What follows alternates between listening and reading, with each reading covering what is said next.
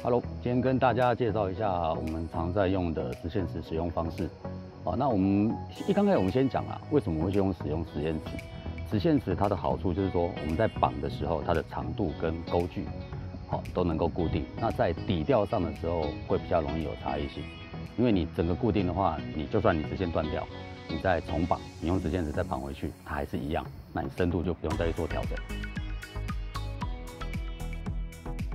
先介绍一下，第一个，它本身这上面有刻度，然后上下钩。那这个头的部分，它这个会分成2种绑法。好，一般上面这是绑一个单节的。好，那这边是我们所谓的7/7瓦，就是有的人看是上面有一个圈圈。这边黑色的部分，好，这个的指标是我们绑单节的指标。那红色的这里是我们绑7/7瓦的，因为光这边跟这边本来就差5公分。所以你要看的话，两边看的是方向是不一样的。好，单节的这个就是我们先钩子在我们要的长度，好，先钩上去，往上拉了以后，在这边有一个缝，从这个缝把线放过去，这边的手指头轻轻的含住它，然后绕一个圈，然后把这圈稍微往上推一点点。然后把这边的线往上穿，然后呢，最主要这个地方为什么要有这个钩？就是我们在收的时候，例如说你现在收到快上面的时候，把这个推过来，让这个结在这个缝里面，然后你慢慢收，各位看到这边，它会慢慢的往上收上来。哦，对，就这样子，那它的长度就会是固定在这边这个结。这样上去，好，这是一个，这就是我们绑单节是这样子的使用，一样，先钩上去，往上一拉，绕下来，然后呢，把线拿起来，然后线拿起来以后，这个就可以离开了。那最主要就是这里，我们刚刚拉出来在这里。那这边的话，我们会打一个8字结。那个人我是有用这种，就是打8字结专用的，好，比较快速一点的动。然后拉起来 ，OK， 打一个单结，这样就好了。这就是8字结的。我们这就是我们讲的7/7瓦套环的方式。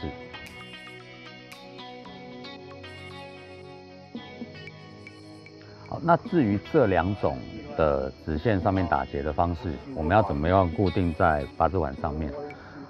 第一个，我们先讲单节。单节的部分就是你先从中间穿过去，穿过那个洞，8字碗那个洞，然后呢，手这样抓着以后，绕2圈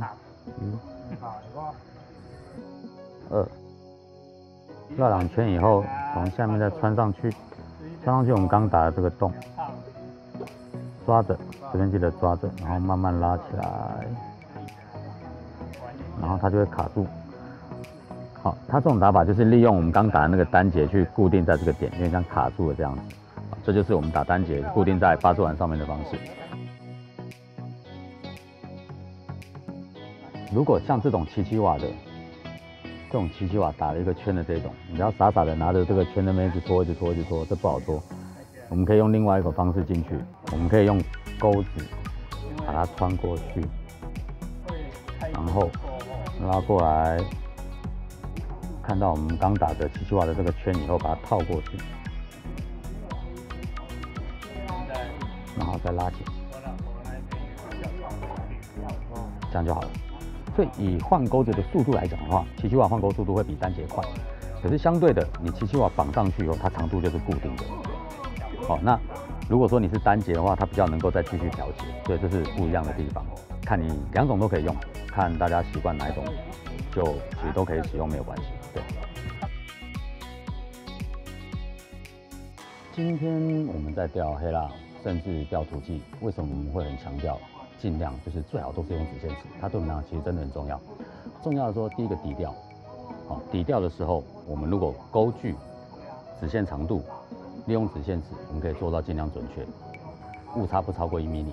那这样子来讲的话，以底调，你断直线，你不用再重新测底，你只要用直线尺把长度抓好，再绑上去以后，就完全就照原本的深度就可以调了。好，这是一个。另外一个，如果说你骤调的时候，有人说啊，有用直线尺，我随便绑一绑就好了。可是我们在调的时候，其实有时候你的直线长度会影响到你耳下来摆荡的速度。好，那摆荡的速度，如果说你今天一下长一下短，它摆荡速度不一样，以鱼来讲，它会觉得这个东西摆荡速度不同的时候，它吃的鱼口也会变得不一样。所以我们尽量就是用直线尺固定我们去长短，然后甚至我们再做微调。例如说，我今天觉得我摆荡的速度太慢，那我可能就再缩短一点，有点像我们在做个记录，好，缩短缩长。那接下来你再调，如果又断掉了，你好不容易调整好了，结果又断掉了，你才记得你原本在哪里，只要再绑上去就可以了。所以直线尺是对我们来讲是蛮重要的。那大家有机会，其实也有人是自己做了。那我们没有说一定要用日本的或是怎么样，其实最简单的就是你只要用固定，你知道你的直线长短，好，不要一下长一下短，因为其实那对调格都有很大影响。好，大家可以去试试看。好，谢谢。